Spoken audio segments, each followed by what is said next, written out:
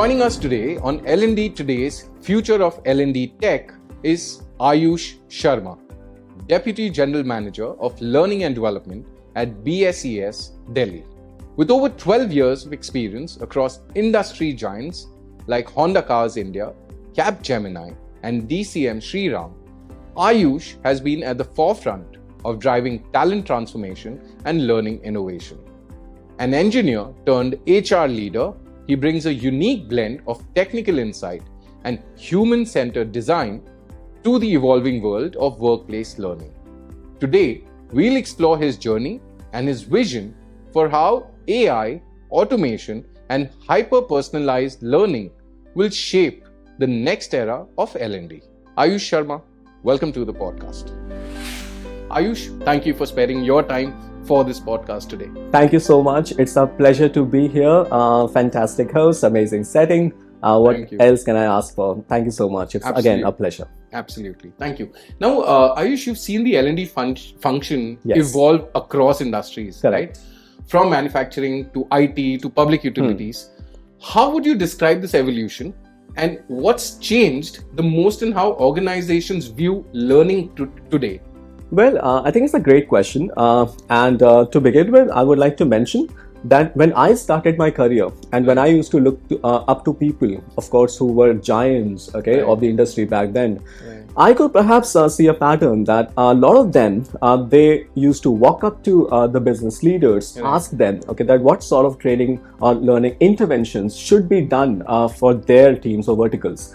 But today, I realize that, of course, it has changed massively, because today, when the learning partners approach business leaders, it's not just one-way street, it's a two-way street, because today, of course, the learning partners, they are able to understand, figure out that what specific programs should be delivered, for you, why it should be done, how much programs should be done, and what sort of target audience, should be focused. So today I realize that L&D team members, they certainly have a voice inside the boardroom, because I never realized maybe back then when I started my career, the L&D didn't really have a voice, inside the boardroom, but today they have. Also, we realize that the organizations understand that the massive impact learning can bring, in the overall development of their employees. And that thought process, that mindset wasn't really there back then, but today, yes, that understanding is there in the organizations. They are willing to invest a lot of time and resources in shaping their workforce. And I'm sure that this momentum will even increase its pace in the years to come. Absolutely. And I think that's a wonderful change, because L&D, like you said, wasn't really looked at, wasn't a part of the boardroom, wasn't really looked at as a core function.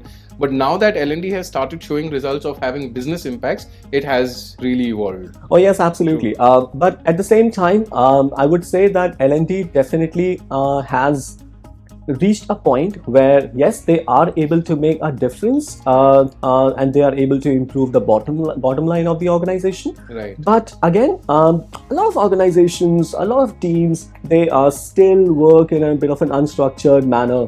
And a lot of times businesses do not get convinced about the solutions which the L&D team members or the specialists bring to the table. So yeah, we are evolving as an industry, and I'm sure that again, in future, I'm sure that more people will start adopting a more structured approach towards learning. Because learning, I mean, it's a myth when people think that it's all about just going to a training program, delivering a wow session, enthralling the audience, and that's it. But it's really not what learning is all about. It's actually a journey. And organizations today are able to realize that, they understand it, and they are patient. I believe they're patient. They give L&D team members time to bring their workforce up the learning curve. But then the learning partners, they also have to give confidence to businesses that yes, we can do it. Absolutely. Well, the good part is that the change is there. Absolutely. Interesting. Now, in a hybrid workforce where both frontline and knowledge workers coexist, what unique challenges do public-private organizations face in upskilling talent, like yours in this case? So, well, there is no doubt about the fact that the front line is very important for any organization. Right. Okay, especially when you have maybe hundreds, okay, of people who are serving customers, who are meeting customers day in and day out. Right. So there are a lot of organizations who, for them, the front line is very important. At the same time, organizations, they have really had a stepmother treatment, okay, Right. for the frontline staff, because they have always taken them for granted. Okay, they believe fine, they are doing their job. Maybe it's not important for them to invest resources on their upskilling. Why don't we allocate all those resources towards the white collar employees and ensure that they are able to do well? But today, things have changed. Of course, we realize that organizations understand. Again, if you do not take care of the front line, it impacts your bottom line. True. So, the learning, when you talk about the learning journeys, the identification of the programs, how you develop content for them, how you deliver programs for them, okay, for the white collar as well as for the frontline staff. Wow, it's absolutely so different. Okay, it's like chalk and cheese. Right. But and organizations do realize that. L&D team members, they understand that. Of course, they need to come up with a more tailored, a more specific approach for both these target audience. Role-based, preferably. Yes, absolutely.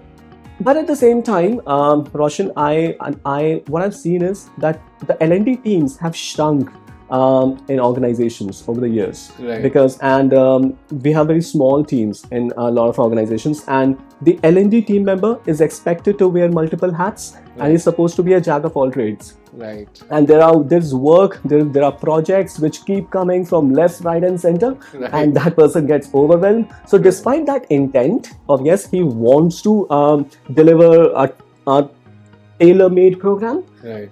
most people, they end up doing a generic program, a tick-in-the-box activity, and that is very unfortunate. So I believe that organizations, they, of course, they need to be mindful of the fact that, yes, their needs are different for these two target audience, but they also need to be patient, and they have to see to it that the end solution, which is delivered on the ground, has a lot of differentiation to it. Absolutely. Very interesting, Ayush. Thank you.